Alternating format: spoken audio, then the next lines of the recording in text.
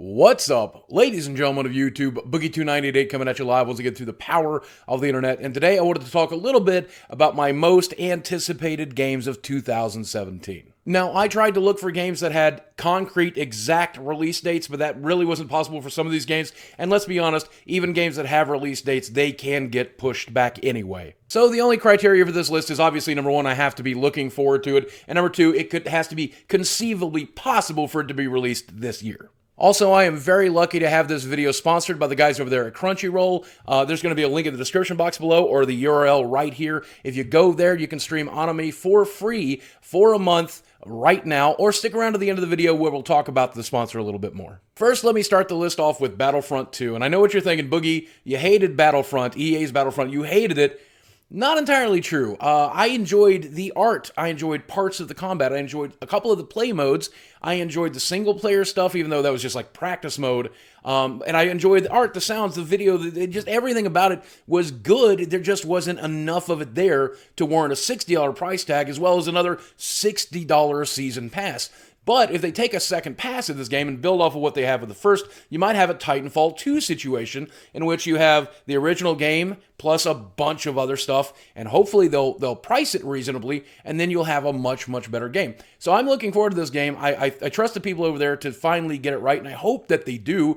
And let's be honest, even if they don't, I'm still looking forward to it because I loved the shit show that the previous game release made. So I'll get to scream about it this Francis, even if it sucks.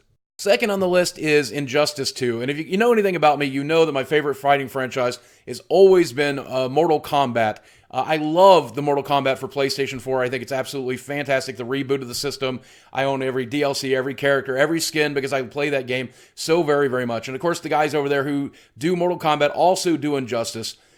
I don't know, I did not fall in love with the first Injustice. I think it was good, and it had enough different about it to justify its existence, but I didn't feel like it was as deep as it could be, so I hope they get it right with this one. I felt the other game could be imbalanced, but stuff like the level transitions and the ultimates and the stuff like that make it a beautiful game to watch and a beautiful game to play. I really hope that it gets taken more seriously with Injustice 2. I really hope that they bring it into the next generation with some beautiful graphics. I even love the remaster of the original Injustice. Honestly, I don't think they can go wrong with this one. Next up is a game that's actually coming out this month, and this is Resident Evil Biohazard. And I have to tell you that I'm not a big fan of the Resident Evil series. I played the original first and second one, really did not get into the other games. What's got me interested in the series once again is obviously PlayStation VR support is very important to me. To be able to play through this game entirely with PlayStation VR is interesting. But I feel like they have completely reinvented the formula here, and let's just admit it, they are heavily influenced by the PT demo that was on PlayStation 4. I think we're definitely going to see a very creepy linear house exploration game. And if you've looked at any of the demos, if you've looked at any of the stuff that has come out for this game so far, including its trailers, it seems very, very character-driven. It seems like a scary movie more than it does a game, but also with some decent gameplay elements. I don't know. This has a chance to go completely wrong, but I'm really looking forward to finding out. Next up is Crackdown 3, and I'm just going to be honest with you, I never played Crackdown 1 or 2. So I know very little about the series, and I don't know if this is going to stay true to its roots or anything like that. All I can tell you is of the gameplay demos that I've seen of Crackdown, there is so much environmental destruction that it really, really gets me going. That's what I like about games like Just Cause, is to be able to do weird stuff with vehicles and weird stuff with guns and weird stuff with buildings and blowing crap up. That's what Crackdown 3 looks like it brings to the table. Beyond that, I have no other preconceived notions about the game, so I don't know that it'll be disappointing. I just like destroying environments. I really, really hope this game is good because the previews that I've seen look all right. Next up on the list is South Park: The Fractured Butthole. And I love saying that. I think if you know me at all, you'll know why I'm excited about this. I'm a huge South Park fan, having seen every episode multiple times. On top of that, the original South Park game was amazing. As soon as it was over, I wanted more. And it's now 2 or 3 years later, and we're finally getting more. I hope it comes out this year. This game actually has the distinction of being on my most anticipated games list for a year twice now. And if it gets delayed again, I'll put it on there a third time in 2018 if I have to. But I hope we finally get to play this because I love the comedy of it. I love the animation of it. I love the storytelling they did with the last one. And I love even the combat style. I think the combat style is fairly different this time. but I presume they're going to do it right. Next up is a game known as For Honor, and I have to say, when this got debuted at E3, I think we all became instantly interesting, not just because of the game and the demo that was getting shown, but the people that were presenting it as well. Well, I actually got an opportunity to play this game at the PlayStation Experience, and whereas I only got to play one multiplayer match and a little bit of tutorial stuff, I have to say I was pleasantly surprised by how well it was done, how good combat felt, how interesting it was to do, even though you're definitely going to need a controller to play with, PC gamers, I'll tell you that. I don't know how they'll try to do that with a mouse and keyboard. Otherwise, the game was absolutely fantastic. The multiplayer was super exciting. It was super fun to do. The developers were super nice.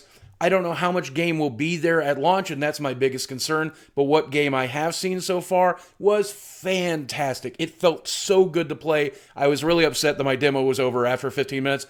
I wanted to go 2 or 3 more rounds. I just thought it was unfair to other people waiting in line. Next up on the list is the PlayStation 4 exclusive, Horizon Zero Dawn. And I have to say, again, when I saw this at E3, and I saw robot dinosaurs and a hunter hunting them down with a kind of like a Far Cry Primal feel to it, I thought that this game was going to be pretty good. I got to play the demo again at the PlayStation Experience, and in the very short demo, 10-minute demo that I got to do, I didn't feel like I explored very much. I didn't feel like I got to do very much, and I felt like what was there, I mostly just hunted stuff with a bow. It wasn't until somebody came over and showed me all of the stuff I missed, like taming animals and hacking them and hitting them in weak spots and doing all kinds of really cool stuff, that it seemed like a very good sandbox game. Now, I have no clue what the story is going to be like for this game. I have no clue what it's going to be like to play from beginning to end, but I can say, having played the technical demo, I'm very interested in finding out, because just the technical sandboxy demo version of it was enough to get me really interested. Now, these final 3 games, I don't mind ordering them in the order that I. So for the previous games, I haven't given them a number because I don't feel like that was appropriate, because I don't really know. These final 3 games, I'm glad to put in order, though. And here, third on the list is going to be God of War, the reboot with PlayStation 4, with the kid and with everything else. A lot of people rolled their eyes at this game because they saw a patient, kinder Kratos, and they saw the kid, and they thought, oh boy, what is this game going to be like? Is it a handing of the torch? What? Nobody has a clue what to expect of this game, and that's one of the reasons I am anticipating it so much. On top of that, I'm a huge fan of the series. I can't wait to see it brought to this generation.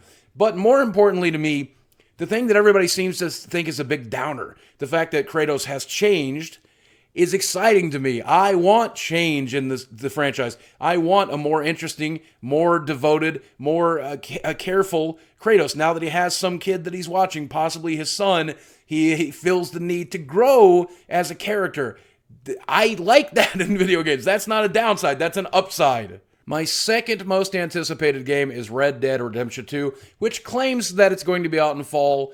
I expect Rockstar to delay it multiple times, maybe well into like 2018, 2019, and the PC version will still come out 2 years after that.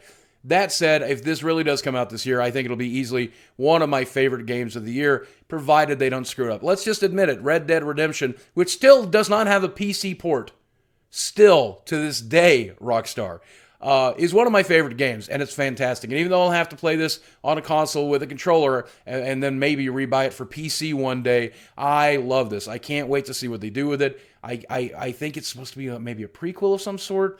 I don't really know. Can't wait to find out. I expect nothing but good things. Let's be honest. It's Rockstar. Everything they touch turns to gold. And of course, just like last year, my number 1 most anticipated game of 2017 will of course be Legend of Zelda Breath of the Wild, provided it actually comes out this year, because we're already beginning to hear delay rumors, even though it's supposed to come out in March. That said, though, yes, I'm aware that there's plenty of things that can go wrong with this game. It's Nintendo's first time trying to do something sandboxy and open world. It could turn out to be tremendously boring, like parts of Wind Waker was when it was first released. The remaster version took a lot of that boring crap out, by the way. But that said, I genuinely expect this game to be good. I really can't wait to play it, whether it's good or not, whether it turns out to be Ocarina of Time or if it turns out to be Skyward Sword. Either way, it's a Zelda game. I'm in love with Zelda games. I will enjoy playing this game. And even if it's a wreck, well, again, if it's a wreck, At least I'll get to scream about it as Francis. So that's my list of most anticipated games. Let me know which ones I missed, what games are not on my radar and should be. Let me know in the comment section down below. And let me say again, thank you to the guys over at Crunchyroll for sponsoring this video. Now, if you guys are unaware of Crunchyroll, what they are is a streaming service that allows you to stream professionally subtitled 1080p ad-free anime directly to your device. Last month when I told you guys about my origin story of anime, I told you that I used to love it, but it was so expensive and so impractical and so difficult to get a hold of that I gave up on it. But Crunchyroll makes the experience so easy and so cheap that I'm finally getting back into anime, and I think that maybe you should consider doing the same. And if you want to, they're giving all of my viewers a 30-day free trial. All you gotta do is use the link right here or down in the description box below, crunchyroll.com/boogie, and if you do, hey, it'll help me out in the process. I also asked you guys to tell me your anime origin stories, and they were so good I actually put together a little compilation that looks a little something like this. The whole reason behind this video is Boogie2988. Boogie2988. A video response to Boogie2988. I wanted to talk about my anime origins. I'm gonna tell you guys how I started watching anime. How did you get into anime? My anime origin story! I love it a lot because I definitely do. I watch like a ton of anime. We can rewind the clock all the way back to Fox Kids playing Escaflowne. Started off with Pokemon, started off with DBZ, Sailor Moon. I watched more Bleach and more Inuyasha, Cowboy Bebop, Sailor Moon.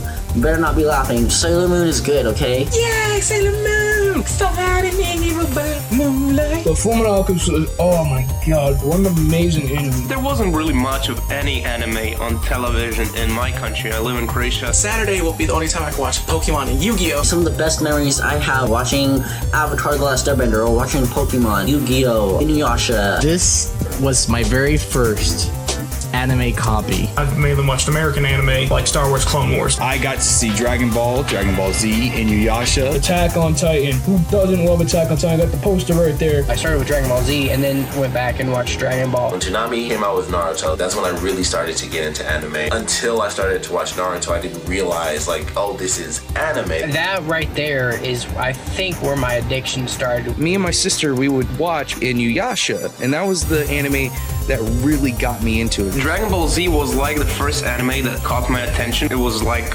wow, what is that? Show me more. Growing up on Dragon Ball Z, My dad introduced me to Dragon Ball Z. I was part of an anime club. We would watch Naruto, One Piece, Dragon Ball Z, Zatch Bell, Bobo. Akira, Ghost in the Shell, X, and that's what really kickstarted my passion. In fact, I picked up this anime. It's Mass Effect Paragon Lost. This is one of those Naruto collector's magazines. Recommend you guys go watch it, Sword Art Online. It's really good anime. I recommend you watch The Seven Deadly Sins. All right, it is an amazing anime. Seven Deadly Sins, one of the best. It's at least top 3 for me.